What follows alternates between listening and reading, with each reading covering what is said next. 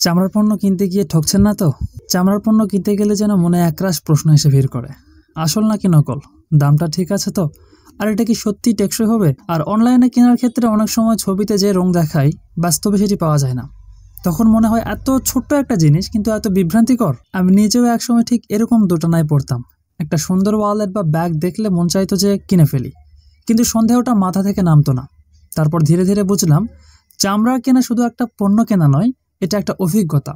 আর একটু সচেতন হলেই ভুল সিদ্ধান্ত এড়ানো যায় খুব সহজে। তাই কি করলে এসব সমস্যা থেকে বাঁচবেন, আমি যেটা শিখেছি সেটাই বলি। প্রথমে পণ্যের ম্যাটেরিয়ালস ডিটেলসটা দেখুন। টপ গ্রেইন, ফুল গ্রেইন এসব লেদারগুলো অনেক টেকসই হয়ে থাকে। আসল চামড়ায় একটা ন্যাচারাল ভাইব পাবেন, যেটা আপনি নকল চামড়াতে পাবেন না। নকল চামড়াতে দেখতে পাবেন অনেক মসৃণ এবং দেখে মনে হবে অনেক প্রিমিয়াম, তবে আসল চামড়ায় আপনি দেখতে পাবেন খাঁচকাটা দাগ আছে, ফাটা দাগ আছে, যেটা আর কি চামড়া হওয়ার কথা। আর অনলাইন থেকে যে কোনো চামড়ার পণ্য কেনার ক্ষেত্রে ছবির থেকে ভিডিওকে বেশি প্রাধান্য দিন।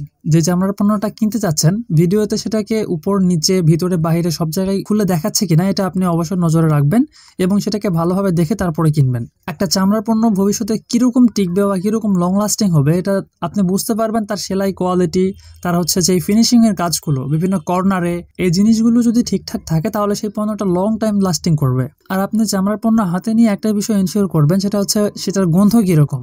অরিজিনাল চামড়ার গন্ধ কিন্তু একটু আষ্টে টাইপের হবে, আর যদি সেটা ফেক চামড়া হয় তাহলে আপনি কেমিক্যাল বা রাসায়নিক গন্ধ পাবেন, প্লাস্টিকের মতো একটা গন্ধ পাবেন। সবশেষে একটা কথা বলি, যেটা অস্বাভাবিকভাবে সস্তা বা অনেক বেশি কম দামে পাচ্ছেন সেটা কিন্তু সবসময় ভালো হয় না। সচেতন হলে সিদ্ধান্ত নিতে আর ভয় লাগে না, আর আপনার টাকাও যায় ঠিক সেই জায়গায় যেখানে মান আছে, গল্প আছে, আর আছে দীর্ঘদিনের টিকে থাকার নিশ্চয়তা।